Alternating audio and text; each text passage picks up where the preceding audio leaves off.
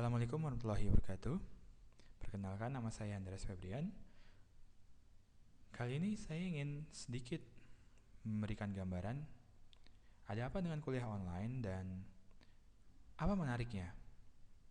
Pada tahun 2013 ini, saya lagi tertarik untuk melakukan project kuliah dengan pendekatan online walaupun kelasnya masih terbuka untuk tatap muka. Ada beberapa hal yang bisa kita lakukan dalam kuliah online berdasarkan kalau kita melihat dari kondisi mahasiswa kita, fakta kuliah, dan ekspektasi kita, kemudian kita sandangkan itu dengan keuntungan belajar online, maka kita akan bisa membentuk mahasiswa yang hebat. Nah, beranjak dari tujuan itu, sebelum kita melihat langkah yang perlu kita lakukan, langkah-langkah yang perlu kita analisa, mari kita lihat dulu, seperti apa sebenarnya mahasiswa hebat itu. Mahasiswa yang hebat, menurut pandangan saya, adalah mahasiswa yang tidak bergantung atau manja. Kata kedua, mahasiswa yang hebat itu adalah mahasiswa yang berani mencoba dan tidak takut salah. Yang ketiga, mahasiswa yang peduli dengan apa yang dia kerjakan. Yang terakhir adalah mahasiswa yang melampaui ekspektasi dirinya sendiri dan ekspektasi orang lain. Pertanyaannya sebenarnya adalah, apakah Anda sudah merasa seperti itu jika Anda seorang mahasiswa? Kalau Anda seorang dosen atau seorang guru, apakah murid-murid Anda, mahasiswa-mahasiswa Anda yang sudah lulus juga seperti ini? Kalau belum, berarti ada yang salah. Oke. Mari kita lihat. Sebenarnya seperti apa sih kondisi mahasiswa kita? Ini saya dapatkan berdasarkan pengalaman pribadi saya sebagai seorang mahasiswa dan juga sebagai seorang dosen. Yang pertama adalah ciri yang ada pada kita semua, yaitu kita semua suka menunda-nunda. Kita sangat senang menunda-nunda karena buat apa kita kerja kalau kita bisa nggak kerja. Mahasiswa juga punya sifat yang sama. Kalau bisa ditunda, kenapa enggak? Mahasiswa kita pada saat ini adalah mahasiswa yang hebat. Mereka adalah mahasiswa yang terlahir dengan berbagai macam teknologi digital siap pakai. Mereka adalah generasi digital. Mereka merasa tidak takut dengan adanya teknologi. Mereka merasa sangat nyaman dengan teknologi. Mahasiswa kita saat ini juga mahasiswa yang kreatif. Kreatif dalam berbagai macam hal. Mereka kreatif ketika mereka lagi bosan, mereka kreatif ketika mereka lagi bercanda. Inilah sebabnya ketika mereka di kuliah dan mereka merasa bosan, mereka akan mulai ngobrol atau main game. Karena mereka kreatif. Mereka juga multitasker, mereka multitasking. Mereka bisa berada di kelas, mereka bisa mendengarkan dosen sambil memikirkan nanti siang mau makan apa. Itu suatu hal yang wajar buat mereka, suatu hal yang wajar juga buat kita.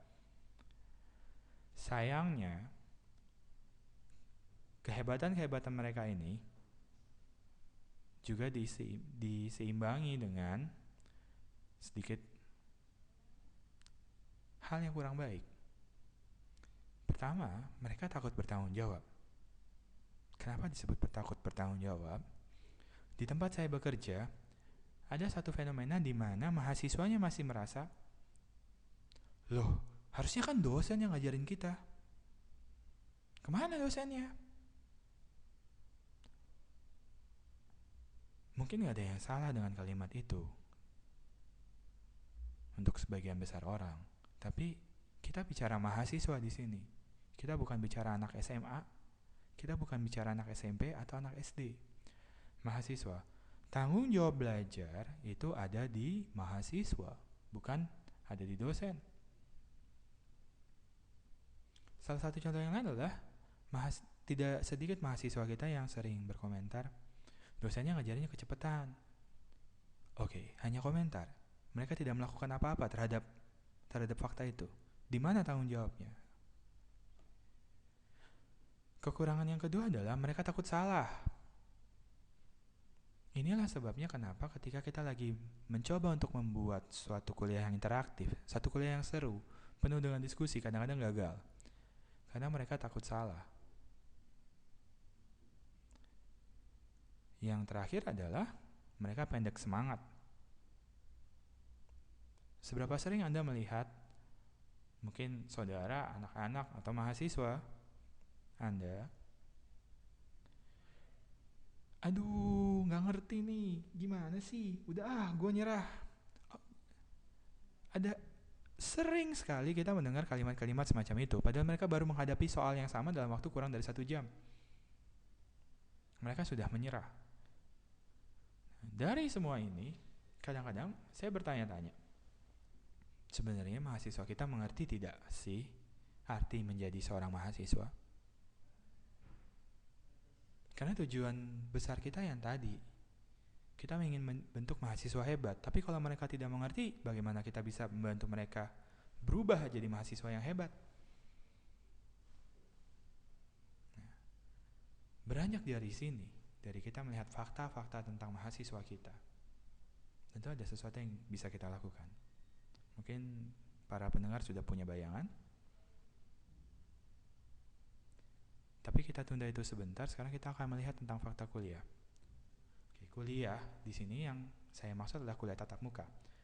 Ketika kita tatap muka, selalu ada dua sisi. Satu, sisi pendengar, mahasiswa, dan satu adalah sisi dosen, yang umumnya sih berbicara.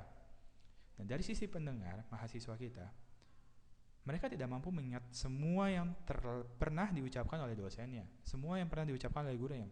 Mereka tidak bisa mengingat itu semua. Apa yang mereka terima itu selalu lebih banyak dari apa yang bisa mereka ingat. Inilah sebabnya ketika kita biasanya mengadakan kuliah-kuliah lanjutan dan kita bertanya, kalian masih ingat materi ini? Maka sebagian besar kelas akan terdiam dan menunduk. Karena memang mereka gak sanggup untuk ingat semua. Fakta yang kedua dari sisi mahasiswa adalah, bagi sebagian besar dari mereka, kehadiran fisik itulah yang penting. Yang penting hadir di kelas. Masalah otaknya ada di mana, itu urusan belakangan. Tapi memang itu benar. Buat kita sebagai dosen, mereka ada di sini tapi pikiran mereka kemana-mana, itu sangat tidak menyenangkan. Dan ini terjadi karena adanya peraturan di sebagian besar universitas di Indonesia, khususnya di Jakarta mungkin, bahwa mahasiswa yang bisa ikut ujian harus menghadiri kuliah minimal 80%. Ya, jadinya yang penting hadir secara fisik, bukan hadir secara kognitif. Fakta yang ketiga, ini adalah fakta tentang manusia. Kita sebagai manusia, termasuk mahasiswa, hanya bisa fokus sebentar. Secara psikologis, paling lama 10-15 menit. Setelah itu mereka bubar, mereka akan merasa lelah.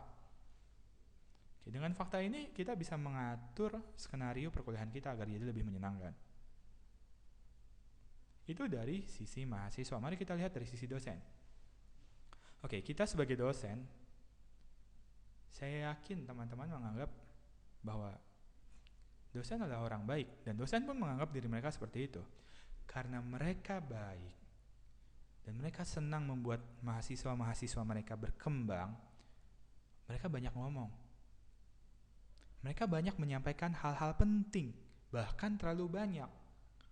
Akhirnya apa? Semua menjadi penting dan mahasiswa jadi bingung. Sebenarnya yang paling utama yang mana? Kadang-kadang penting untuk menahan diri menyampaikan suatu hal, agar mereka tahu mana yang penting, mana yang enggak. Fakta yang kedua, ini khususnya untuk dosen muda. Dosen tidak sabar untuk menunggu jawaban dari mahasiswa.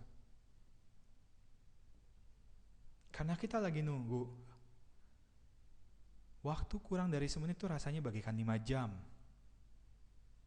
Dan kemudian kita panik. Kenapa mereka gak bisa jawab? Aduh, kenapa mereka gak mau ngomong? Apa karena salah saya? Berbagai macam pikiran itu pasti ada ketika kita lagi berusaha membangun diskusi. Tapi tolong diingat bahwa yang namanya berbicara depan umum itu susah. Jadi kesabaran itu harus diperlebar. Fakta yang berikutnya adalah sebagian besar mahasiswa kita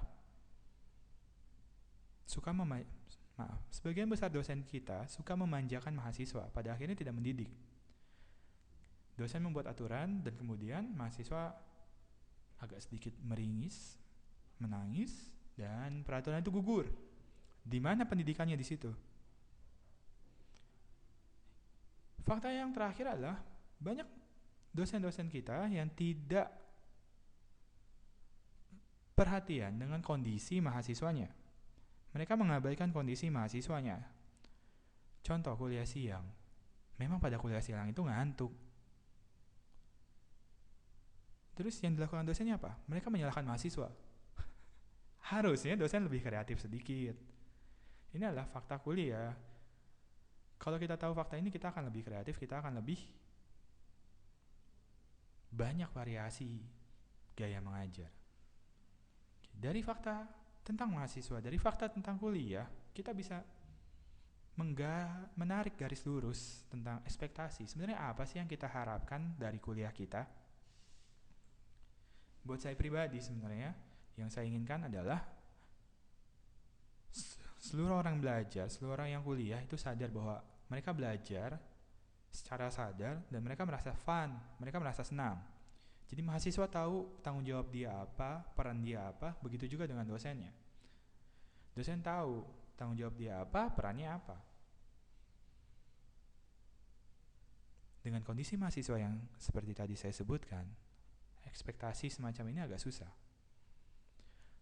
Begitu juga jika kita hubungkan dengan fakta kuliah yang tadi saya sebutkan, ekspektasi semacam ini makin sulit lagi untuk dicapai.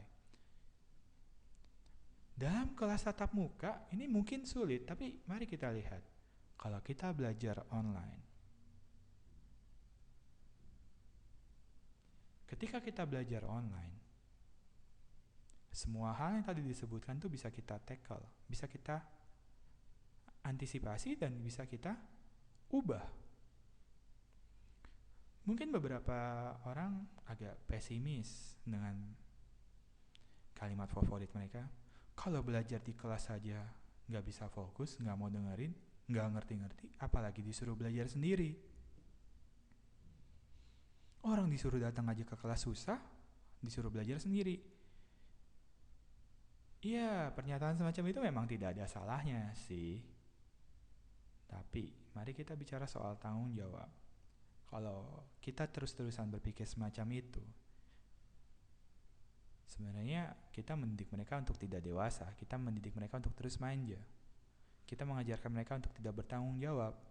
Karena yang bertanggung jawab untuk belajar harusnya mahasiswa, bukan dosennya, bukan gurunya. Jadi mari kita hilangkan pikiran semacam itu dan kita lihat ada apa sebenarnya dalam pembelajaran online. Dalam pembelajaran online, kali ini belajar online, tentu saja fokusnya adalah fokus pada murid, pada student, bukan pada dosen. Karena fokus pada murid, maka udah tidak ada lagi alasan dosennya ngajar kecepatan. Nggak ada. Karena peran dosen itu sudah nggak ada. Yang ada adalah peran fasilitator. Kita mendorong mereka untuk belajar. Bukan kita memaksa mereka untuk belajar. Yang belajar tetap mahasiswa. Mereka akan belajar dengan kecepatan mereka sendiri. Fokus pada mereka. Fokus pada pembelajarnya. Yang kedua, dalam pembelajaran online, ada perubahan cara pikir. Dari yang tadinya mereka berpikir, salah satunya nih ya, dari yang tadinya mereka berpikir tentang, wah yang penting saya hadir secara fisik. Mereka akan mikir, wah sekarang saya harus mikir. Tugasnya susah-susah ya, belajar susah ya. Dan mereka akan mulai menyadari bahwa selama ini mereka menyia-nyiakan kesempatan untuk belajar bersama.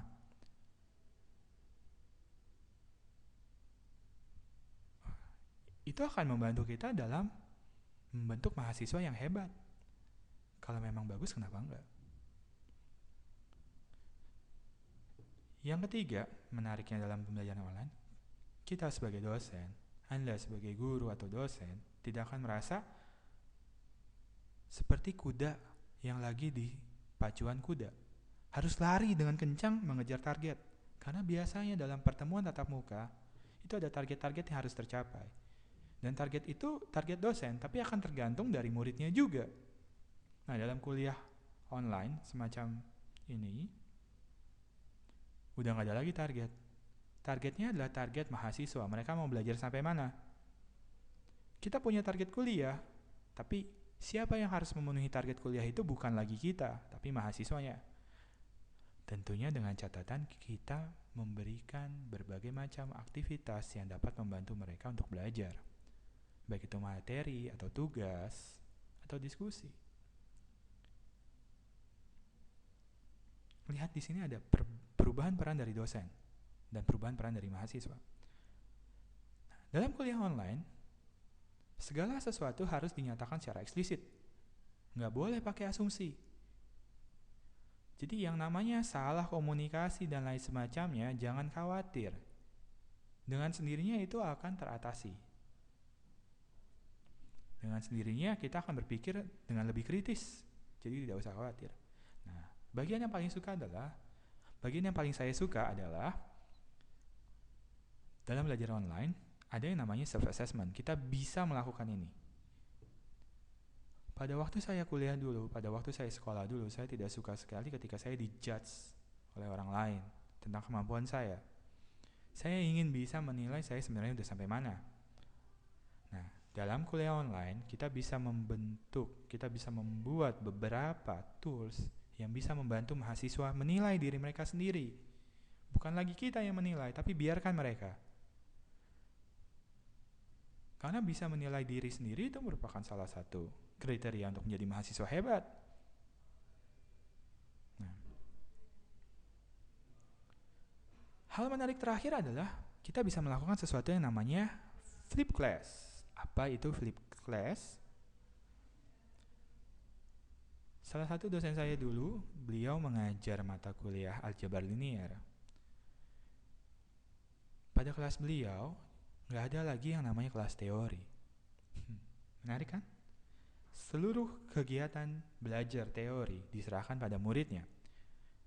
Murid harus belajar di rumah atau dimanapun mereka ada dan materinya tersedia di e-learning. Masih ada pertemuan tatap muka, tapi bukan untuk membahas teori. Pertemuan tatap muka digunakan untuk latihan. Jadi yang dulu latihan dilakukan sendiri di rumah, kemudian di kelas adalah teori, dibalik, makanya disebutnya flip. Di kelas jadinya latihan, di rumah adalah belajar sendiri.